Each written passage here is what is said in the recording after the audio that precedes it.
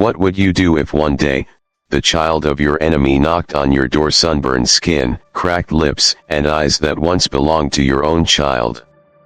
This isn't a hypothetical question. This is a true story about a woman once labeled as crazy, filthy, a traitor, who became the mother of a child society called the enemy's son. Paloma Herrera, a name that evokes a dove, but also deep solitude, was once hated by the people of San Miguel del Valle. But later, they bowed their heads. In the arid mountains of Chihuahua, where the wind carries not only dust but the hardened hearts of those who've forgotten how to show compassion, this story took root like a lone sprout in the desert. An Apache warrior came to the doorstep of a crumbling wooden cabin. He brought no weapon, no gun, no spear, only two broken words in his throat: leche, con. And then, a miracle happened. Paloma, a mother who had lost her own child, offered her breast to feed the child of her so-called enemy. Not out of guilt, not out of duty, but from the compassion that remained in a world torn apart by hate. That moment marked the beginning of a story. A story not just about breast milk, but about redemption, unconditional love, and a bond that melted two once hostile worlds. Chihuahua, a harsh land, with jagged mountains rising like dragon spines from the earth. There lived a young woman, alone, in a wooden house next to an old mesquite tree. Paloma Herrera, 23 years old, was of mixed blood, Spanish and Apache. That alone made her an outcast from both communities. Too indigenous to be accepted by the Spanish. Too white to be embraced by the Apache. But that wasn't the end of her pain. 3 months earlier, she buried her firstborn Joaquin, a child without a father, born after what she called the nightmare night. No one knew exactly what happened, but one thing was clear: Paloma was pregnant, and gave birth to a child no one claimed. Joaquin lived for 6 months. To Paloma, those 6 months were an entire lifetime. She didn't leave the house. She sang lullabies, told stories, and prayed in Apache the way her grandmother, Esperanza, had taught her. Then came the fever. She tried to get help, but no one opened their doors. They just stared through the cracks of their wooden walls. To them, she was just the mad red-skinned woman. Joaquin died in her arms, surrounded only by howling winds and a silence that witnessed nothing. And the cruelest part? Her body continued producing milk. Every night, she had to bind her chest against the aching swell of a breast with no child to feed. It was a torment that made her grief physical. She lived like a shadow. At the market, children were pulled away from her like she was a plague. She once overheard a woman whisper to the butcher, "She still lactates, that crazy woman. Who knows what she's nursing at home?" Paloma didn't respond. But inside, the loneliness cut deeper than death. She didn't even have the right to grieve in peace. Each night, she lit a candle at the base of the mesquite where her grandmother was buried. Esperanza had been a healer, curing people with herbs and prayer. She once told Paloma, "Compassion doesn't choose who to love. Compassion is a lamp. If you only shine it on those you like, that's selfishness, not compassion." Paloma understood that. But even a lamp, she knew, needs someone else to relight it when it's gone out. Then, one October afternoon, as she was gathering dry mint by the stream, fate knocked, quite literally. The sound of hooves. A towering shadow. Eyes burning with desperation. And a trembling plea, "Leche, hijo." Paloma looked up. Her heart pounded. An Apache warrior stood before her. A child near death in his arms. And something within Paloma stirred. The milk in her body, long dormant, suddenly burned hot. The setting sun stretched its crimson glow across the cracked earth, as if even the sky wanted to offer its final warmth to wandering souls. Paloma stood frozen. Before her was a man tall, dusty, worn clothes holding a child who was barely alive. The child's lips were split, his skin dry and cracked like burnt paper. He didn't cry. He couldn't. Leche, the man choked out.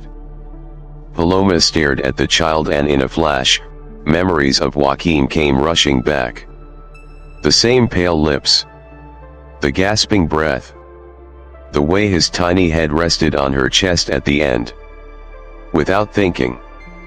Without questions. Without fear. Paloma opened her arms. The child was so light it hurt as if he were nothing more than a fragile breath of wind. She cradled him close, and the moment their skin touched, it felt like her chest would burst with milk that had been dammed for far too long. "Come inside," she said, motioning to the man. The wooden cabin suddenly felt sacred. Paloma placed the boy on the wool-covered bed, lit the fire, and took off her blouse. She held him to her chest. 1 second. 2. 3. And then instinct took over. The boy latched. Not hurriedly, not greedily, but with the quiet desperation of one who knows this is his last chance. Each swallow felt like a lullaby for Paloma's shattered soul. The man said nothing. He sank to the floor, watching with reverence as if he were witnessing something divine. Finally, he placed a hand on his chest and whispered, "Aana." Paloma turned. "Aana." He nodded, then pointed to the child's forehead. "Itzel. My son." Paloma nodded. "Paloma." No more words were needed. The child needed milk. The woman had milk. Life and death stood a breath apart and compassion was the bridge. An hour later, Itzel slept. His cheeks had a faint glow. His breath, though weak, was steady. Paloma hadn't felt peace like this since Joaquim's death. It was as if her son had sent her this chance to begin again. "Gracias," Aana whispered. Then he murmured some Apache. She didn't understand everything, but she recognized one phrase Esperanza had once said. "They saved my child." Paloma wrapped Itzel in a clean blanket and handed him to Aana. "Feed every few hours," she said slowly, using gestures and the few Apache words she remembered. Aana simply nodded. But in his eyes was something that made Paloma shiver, not from fear, but from a raw, primal truth. Gratitude. Trust. "Come back tomorrow," she said gently. "I still have milk." Aana froze. Then bowed. Placed his hand over his heart. And stretched his arm toward her, a traditional Apache gesture of heartfelt thanks. That night, Paloma didn't sleep. She stared at the wooden ceiling, her heart alive with a new flame. Maybe, she was no longer Joaquim's mother. But she was still a mother. And her milk was never meant to go to waste. She placed her hand over her chest. The milk was still there. Like a message from above. You still have a purpose to love. The next morning, the sun rose later and dimmer, or maybe it just felt that way in Paloma's heart. But one thing was certain. When she opened the door, there stood Aana just as he'd promised. Itzel, wrapped in the same old wool blanket. No words were needed. She reached out. As their skin touched, Itzel opened his eyes. Still tired, but no longer panicked. He recognized her warmth. Paloma took him inside, bared her chest, and held him close.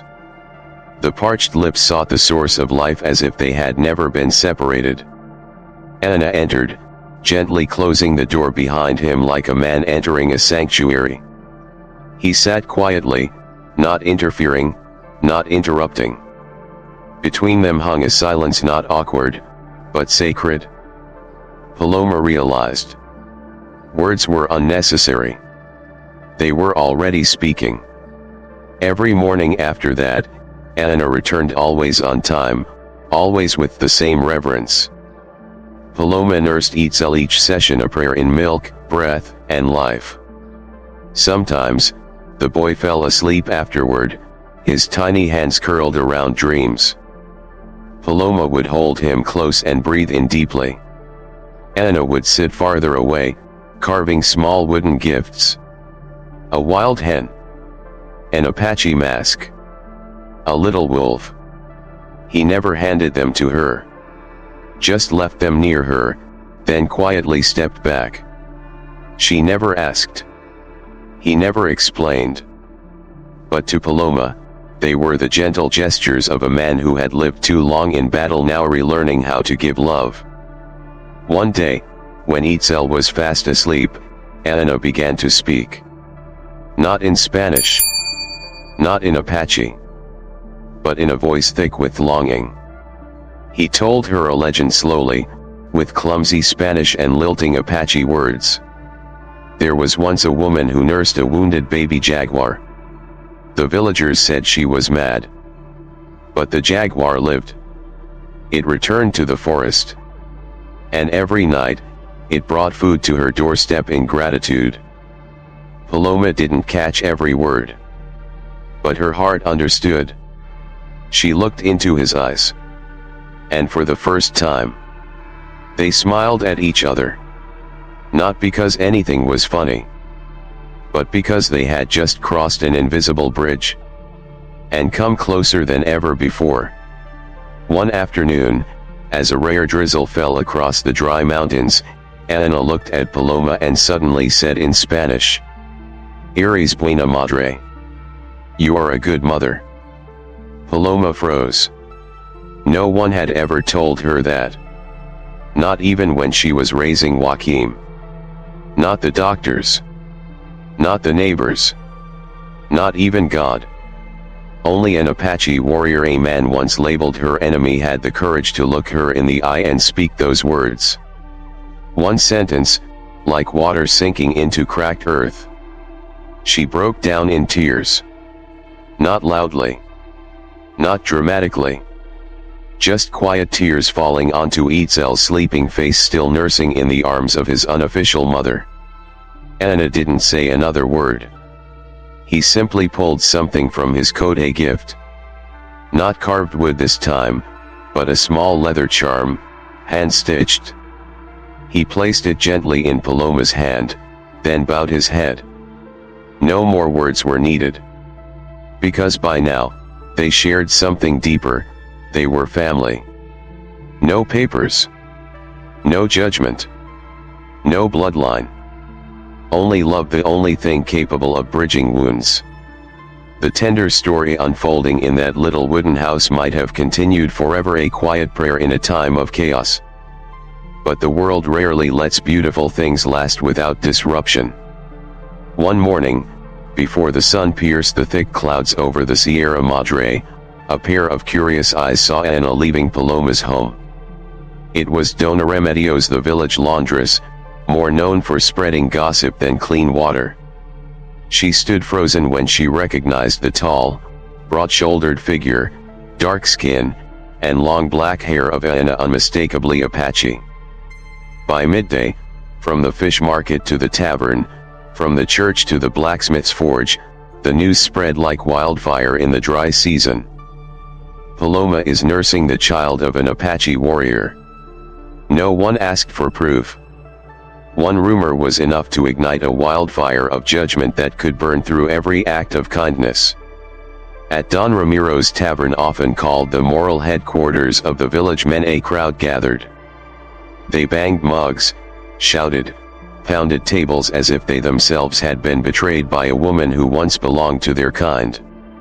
Ramiro Vasquez, self-proclaimed spiritual leader of San Miguel del Valle, stood up and growled. She's feeding the child of a savage. What do you think will happen next?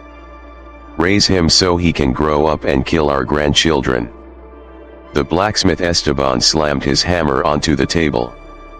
"I see him every morning. My wife says that Apache heads into the forest. He's spying on us for sure." Cries of "That's right" echoed through the room. No evidence. No truth. Hatred, when backed by prejudice, will always find its own justification. But not everyone agreed. Across the village, in a small house next to the church, Father Joaquin, the elderly priest who had watched generations grow, sat quietly after hearing the rumors. He had known Paloma since she was a little girl, always kept at arm's length by the world.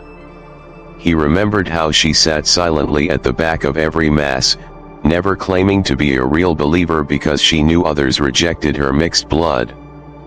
But now, hearing that she was caring for an Apache child, the priest didn't feel shame. He saw Christ. He saw the image of unconditional love. That evening, against the advice of nuns and parishioners, Father Joaquin decided to visit Paloma.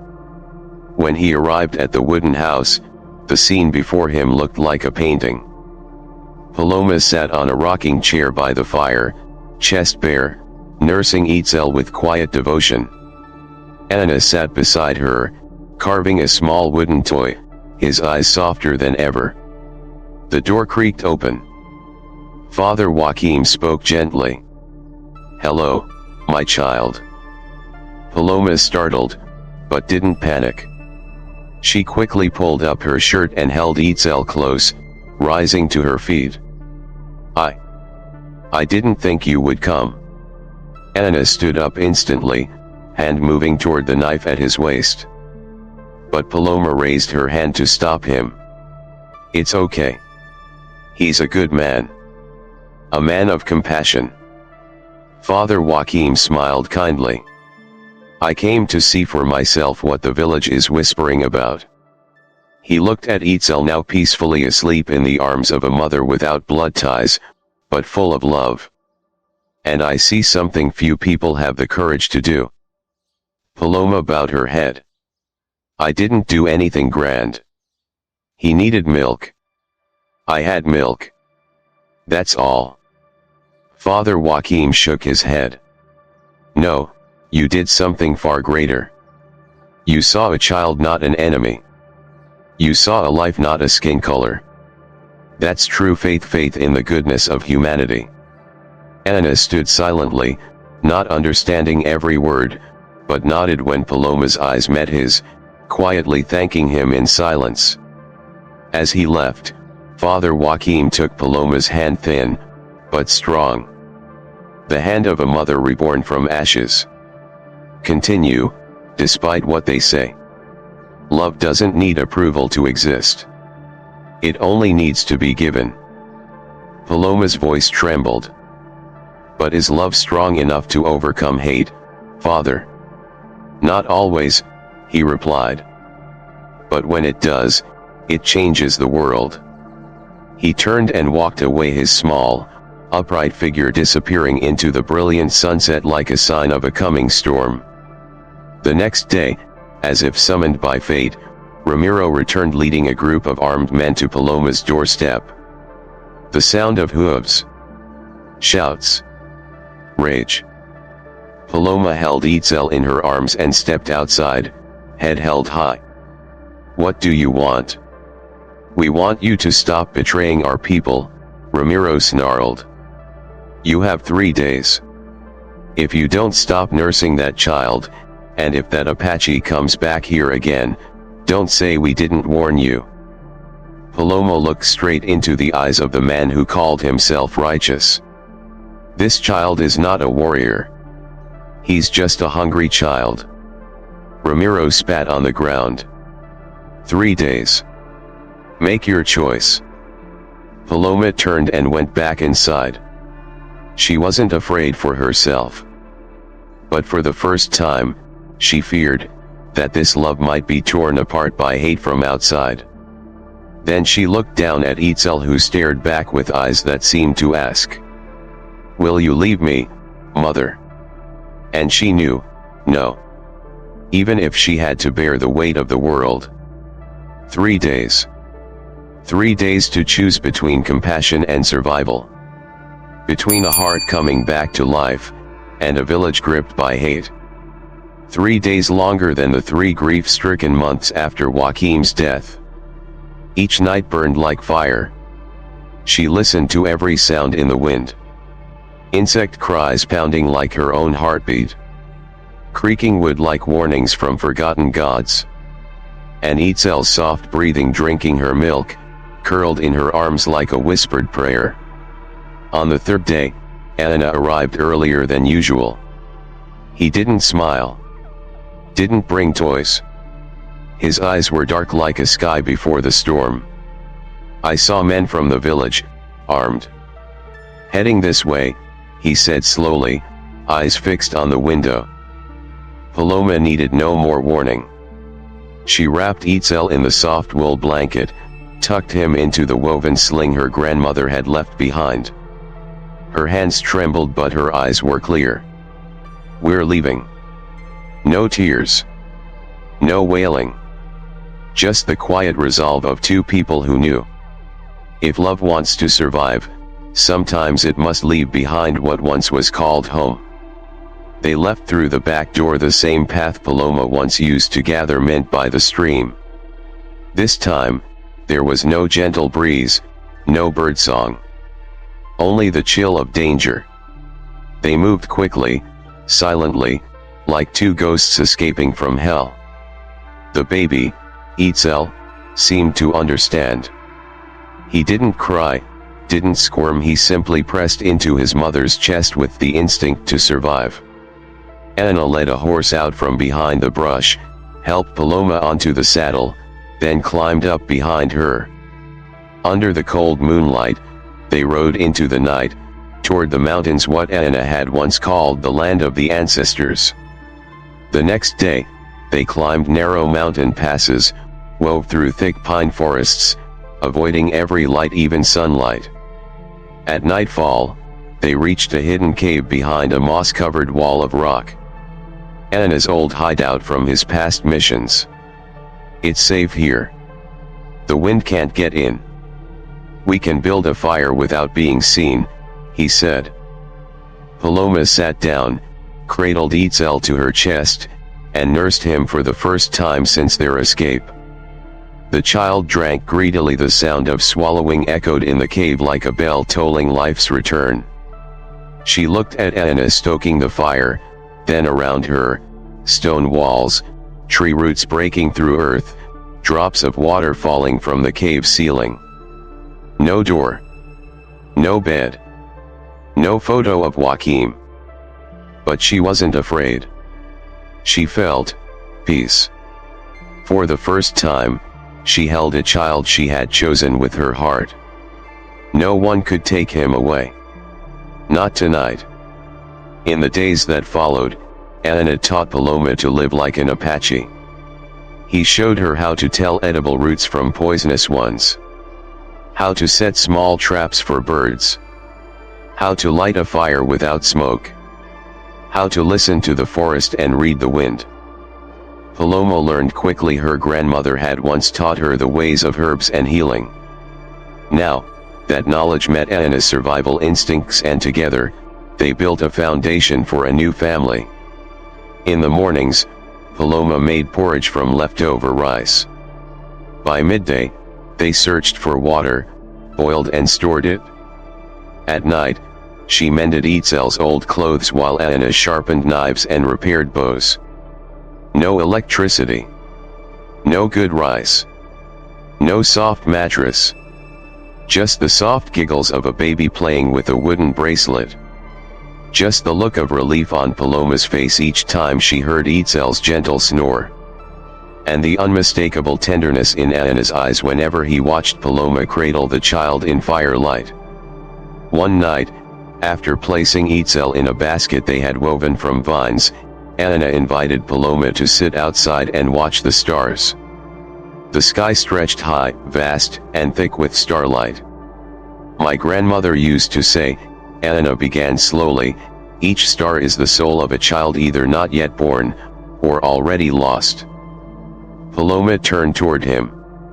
In her eyes, something bright, something that had passed through grief and come out the other side. There's one star named Joachim, and one named Itzel. Aana said nothing. He simply reached out. For the first time, he held her hand not as a stranger, but as a companion. We'll protect him. Even if it costs our lives. We're a family, Paloma whispered. That sentence opened a door. A door from survival into something more, commitment. No more yours or mine. Only ours. The early days in the mountains were rich with life. Simple meals filled with care. Itzel's soft laughter at Aana's Apache lullabies. Paloma's whispered fairy tales in Spanish. But like all makeshift peace in the wilderness, it couldn't last forever. By the third week, Itzel began to cough. At first, just wheezing at night. Paloma thought it was the cold. Then came the fever. He stopped feeding. Stopped sleeping. His eyes turned red. His skin lost its color.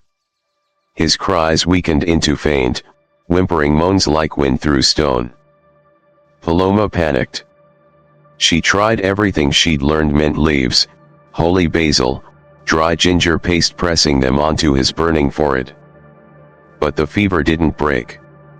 Her milk was drying up, maybe from malnutrition, maybe from exhaustion.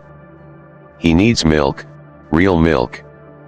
Stronger, she said, her eyes sunken from sleepless nights. Aana sat beside her, hands on his head, shoulders trembling. The same hands that once killed to survive, now useless to save his own child. If we wait, it'll be too late. He's weaker every hour. Paloma nodded, but her eyes held a different resolve. You have to go down the mountain. Find Father Joachim. He's the only one who can help. Aana shot up like he'd been struck. No. If I go down, they'll kill me. Then let me go. No. You won't survive if they catch you. The tension burst like wind through a cliff face. And in the middle of it, Itzel gasped. Each breath, a fading heartbeat. That moment said it all. Let go of pride. A life is slipping from your arms. Aana looked at his son. Looked at Paloma. Then nodded. I'll go. Not to surrender, but to beg. That night, he wrapped Itzel in the softest leather he had. Strapped on a water pouch, their last piece of dry bread, and a message Paloma had written in charcoal on cloth. Please save the child.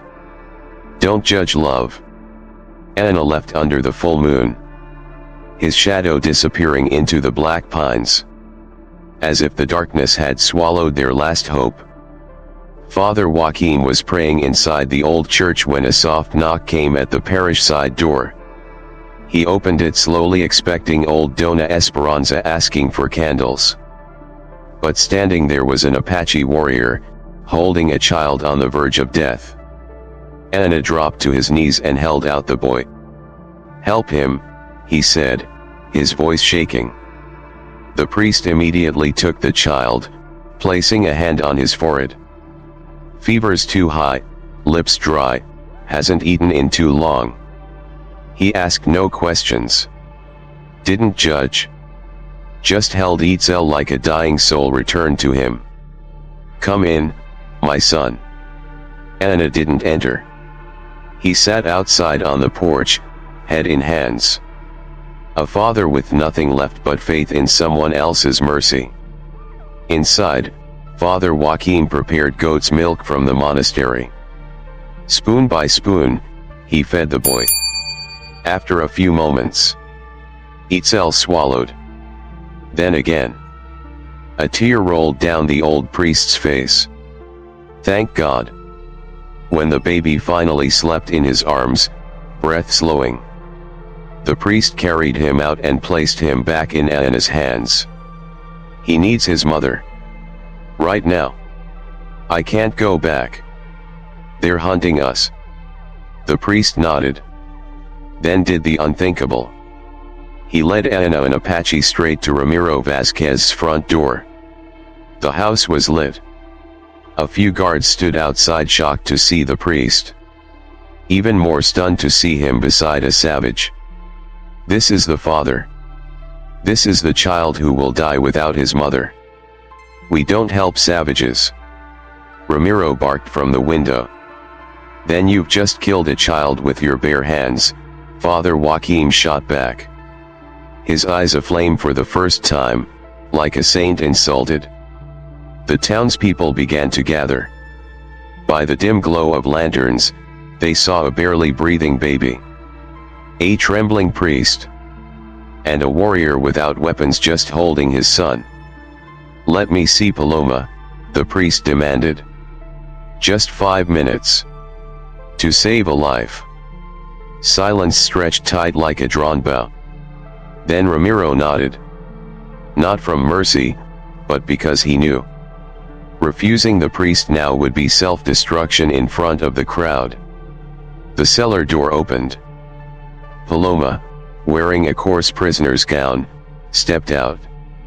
When she saw Itzel pale, limp in Aanna's arms, she lunged like a lioness reuniting with her cub.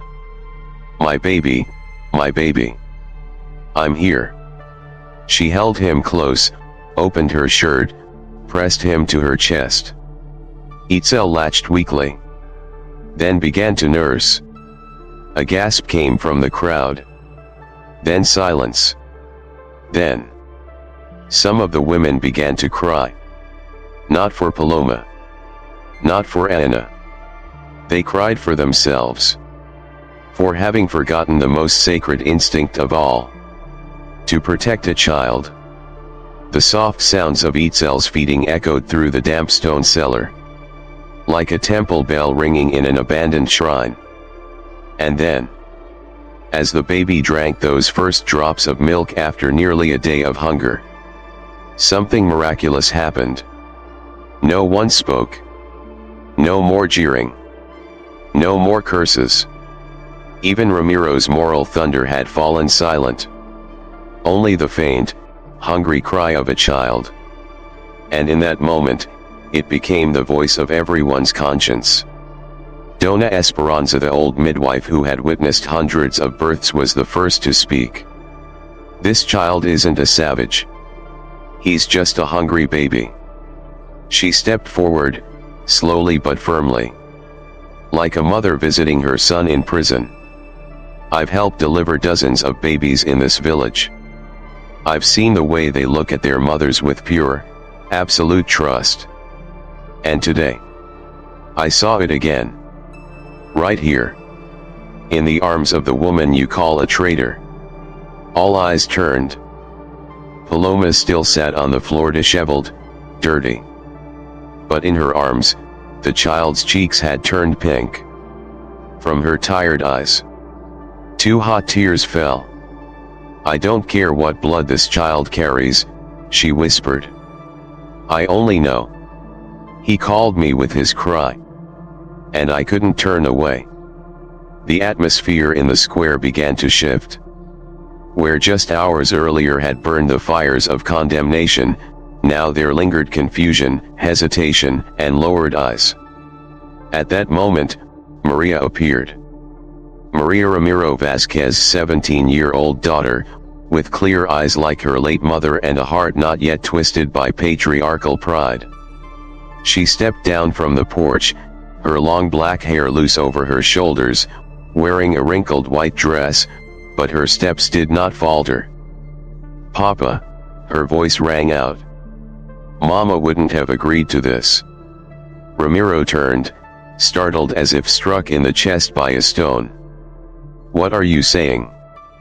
Mama used to say, children have no nationality. No enemies. Only hearts in need of love. She stepped closer, facing the most powerful man in the village, the man known for never softening. You taught me that the strong protect the weak. So what are we doing now? Punishing a child because he was born of a different people. Ramiro pressed his lips tight. His eyes blinked rapidly. But there was no escaping the stares of the village women mothers who had once labored, stayed up through the night rocking babies to sleep. A few men lowered their heads. Others turned away, unable to face what stood plainly before them. An Apache father trembling in fear of losing his child. A once outcast mother holding her baby like the Madonna holds Jesus. And a child revived not by medicine, but by milk and love. Father Joaquim stepped from the cellar. His eyes didn't blaze with anger but with something nearly miraculous. If today we separate this mother from her child, then stop speaking of God's love in church. If today we choose pride over mercy, then don't expect peace in this land. He looked directly at Ramiro. You may win your power games, but you will lose in the eyes of God. Ramiro clenched his fists. His eyes blazed as if he'd just been unmasked. But then, his gaze landed on Maria, the daughter his wife had loved most deeply. Maria crying, but unmoved. Ramiro hesitated. His face twitched. And then, in a decision both human and divine, he took a step back. 3 months. His voice was hoarse. 3 months, trial. If there's no war, no betrayal, we will consider peace. A wave of breath swept the crowd like a breeze of new air. Scattered applause, quiet but real. Father Joaquim nodded. Thank you, for choosing life. Paloma was led outside. For the first time in weeks, she breathed the air of freedom. Aana held Itzel, handing him back to her. And the child, still weak, suddenly smiled. A smile like a lotus blooming in muddy water.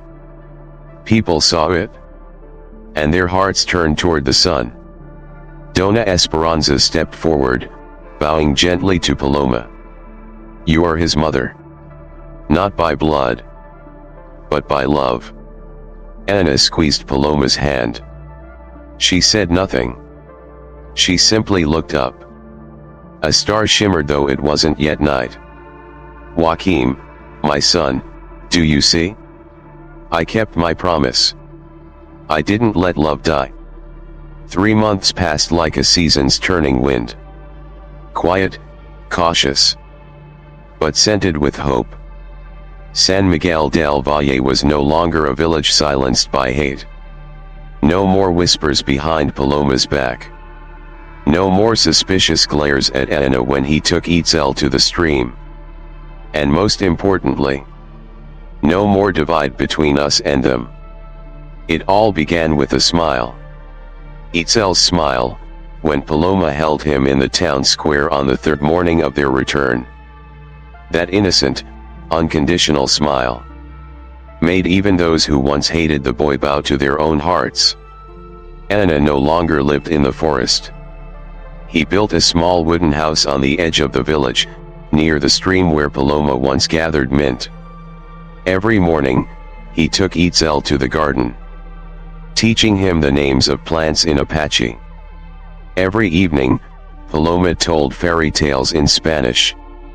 Itzel learned both languages as naturally as breathing. And in his laughter lived a harmony that needed no effort. Like light and shadow no longer opposed, but two halves of the same circle.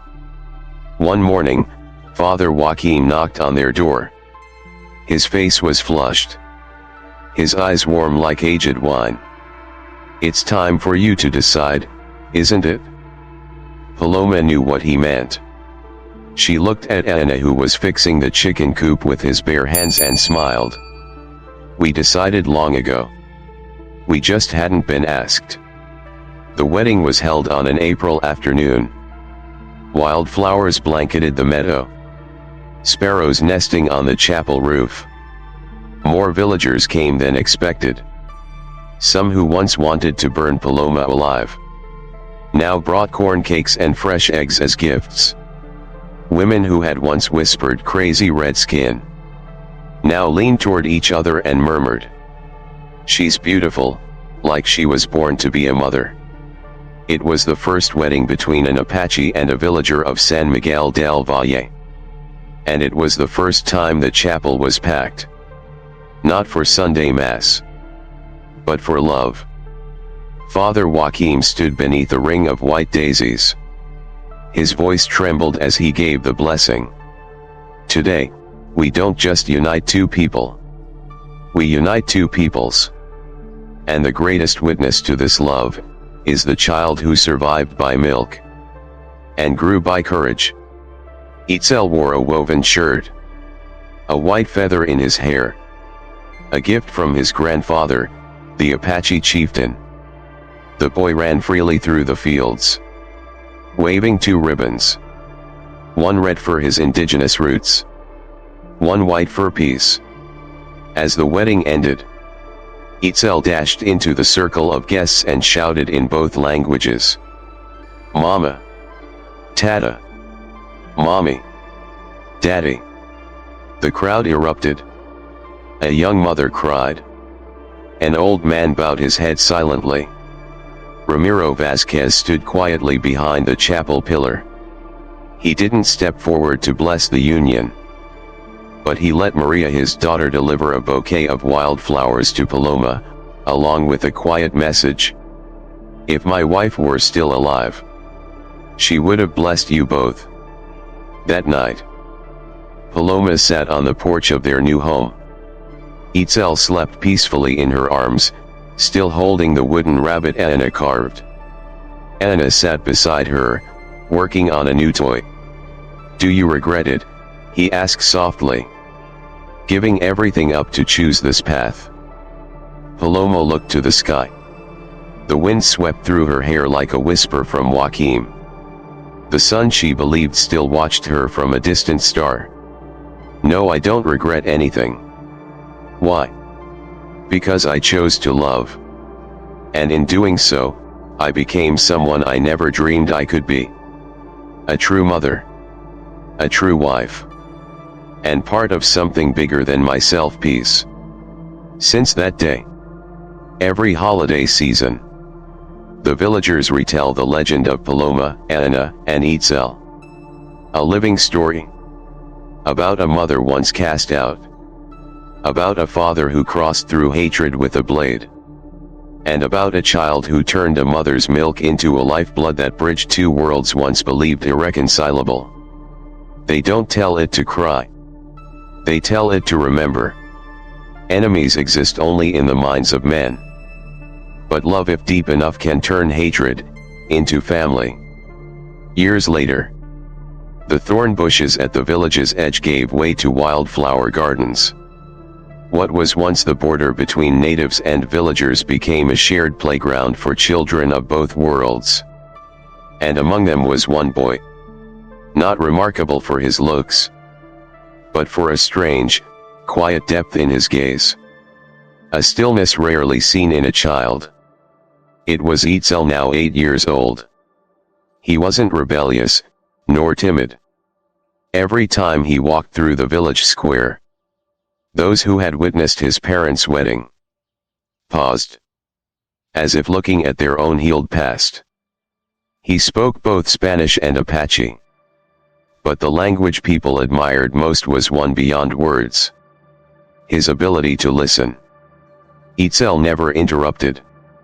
When someone shared sorrow, he offered no empty advice. Only sat beside them, held their hand. And somehow, that was always enough. They said he had his mother's heart and his father's eyes. But Father Joachim once said, "Itzel has something rare. A soul that was once saved by love, and now can only spread it." One day, Itzel came home from school holding a small notebook, his eyes sparkling like he had something big to share. "Mama, I want to ask you something." Paloma was chopping vegetables in the kitchen. She turned and smiled. What is it, my love? Long ago, why did you nurse me? Even though I wasn't your real son. It sounded like the innocent question of an 8-year-old, but to Paloma, it struck like an arrow into her deepest memories. She wiped her hands and pulled out a chair to sit beside him. Because back then, I still had milk. But I no longer had a child. So, you fed me so the milk wouldn't go to waste. Paloma chuckled softly, stroking his hair. No, my love. I nursed you because when I saw you, I didn't see your skin color, or that you were Apache, or someone people called an enemy. I just saw a child about to die. And my heart acted before my mind could stop it. Itzel was quiet for a long time. Then he looked up, more serious than ever. Then if one day I meet a child like that, I should do the same, right? Paloma nodded, her voice trembling. Not just for children, my son. For anyone. If you can help without hurting others, then you should. Aana stepped through the door, catching the end of the conversation. He placed one hand on his son's shoulder and the other on his wife's. Just like your mother saved you. And just like you saved this whole village without even knowing it. A few days later, something moved the entire village. Itzel was invited to speak at the spring festival, a tradition honoring the day of reconciliation between the villagers and the Apache. Itzel stood on a wooden platform, below him a crowd of all ages. There was Ramiro, now an old man with silver hair, seated in a wooden cart beside his daughter Maria. And Father Joaquim, now white-haired, but with eyes as bright as ever. Itzel held the microphone with both hands and spoke slowly. I don't remember the day Mama saved me. I only know the story. But every time I hear it, I feel like I was born twice, once from my birth mother's womb, and the second time, from Mama Paloma's heart. The crowd held its breath. He continued. I don't carry her blood. But I carry the reason she kept living. And now, I want to live to do the same in return. Help others survive because I was given a second chance.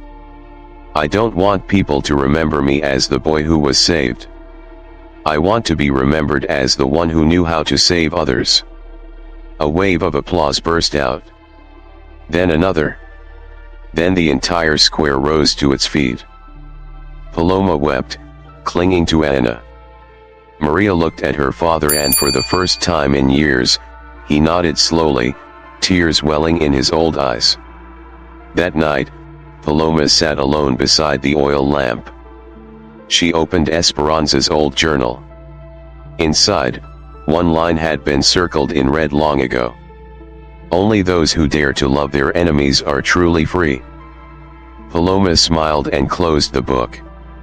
She stepped out to the porch and saw Itzel sitting beneath the mesquite tree where Grandma Esperanza was buried, where everything began and would one day end. What are you doing out here? She asked. Itzel turned and held up a stalk of wild grass. Making a wish. And what did you wish for? He closed his eyes. I wished that everyone in the world could have a mom like you. Paloma knelt and hugged him. No more words were needed. Because in that moment, she knew. She had completed the journey of someone once cast out. And become someone who planted the seeds of peace. Time passed like sand through fingers, never returning, yet always leaving traces. Itzel was now a grown man, tall, with the stillness of mountains in his face and the warmth of firelight in his eyes. He didn't become a warrior like his father, nor a healer like Grandma Esperanza. Instead, Itzel chose a path that seemed the simplest, yet was the hardest of all. He became a teacher. His school had no gate, no fence, no banners. Just a wooden house at a crossroads. one path leading to the Apache lands, the other to the heart of San Miguel del Valle. He named it simply, but profoundly, La Casa del Medio, the house in between. There, he taught Apache children how to write in Spanish, and taught village children how to listen to stories in Apache. Each morning, he welcomed his students not with a roll call, but with a single question. Will you learn today with your heart or just your memory? That question became a guiding philosophy across the valley. Paloma was now old. Her once black hair was now white like ash and frost, but her back remained straight, and her hands steady just like the days when she first held Itzel. She no longer practiced herbal medicine. But when anyone in the village fell ill, they still came to knock at her door. Not to be cured, but to be at peace. Is it true you were once jailed for nursing a baby? A neighbor's child once asked. Paloma only smiled and looked into the distance. Yes. And I would do it again, if I had to. That answer was later carved into a wooden plaque and hung above La Casa del Medio as a message for all generations. Love needs no reason. It only needs the right moment. Aana, the warrior of long ago, had returned to the ancestors. He passed in his sleep, beside Paloma, on a moonless night. Paloma didn't cry. She simply poured a cup of water and placed it on the ancestral altar. You go ahead, save a place for me. But take your time. I still have work to do with our grandson. Itzel held a quiet memorial for him. No loud weeping. Only the soft, mournful flute of the Apache echoed through the trees. Where Aana had once taught his son to track deer, they buried him beneath the mesquite tree, beside Grandma Esperanza. And Paloma knew, when her time came, she would rest between the two souls who had given her everything: compassion and love. A few years later, Paloma fell ill. Not a terrible illness. Just the kind that comes quietly, like mist. Unclear, but everywhere. Itzel stayed by her bedside. His wife Nayeli, a local school teacher, made mint tea. Just like Paloma used to. Are you afraid, Mama? Itzel asked one rainy afternoon, as cold wind slipped through the window. Paloma shook her head. Her eyes had dimmed with age, but still held the depth of a sacred well. I used to be afraid. Of so many things. Of being hated. Of losing my child. Of being misunderstood. But then I realized. Realized what? That those who live for love, never truly die. I won't breathe anymore. I won't speak. But what I planted, will live in you. In every child you teach. In that little school of ours. She smiled faintly. I didn't give birth to you. But I was chosen to raise you. And you. You chose to raise the world. Paloma passed away on a morning so still it felt sacred. The birds stopped singing. The wind refused to blow. The entire village of San Miguel del Valle gathered for her funeral, no distinction of tribe or race. Children brought white daisies. Adults lit candles around the mesquite tree. Father Joaquin, now too old to deliver a full sermon, simply placed an old Bible on her casket, with a trembling handwritten note tucked inside. Blessed are those who live for love, for they have seen heaven, while still alive. And then, something unexpected happened. Itzel, instead of erecting a stone tomb for his mother, built a small library at her burial site. This library didn't house lofty philosophical texts. It was filled with stories of compassion. From Paloma nursing the child of an enemy, to tales of Grandma Esperanza, to the quiet legacy of Father Joaquin.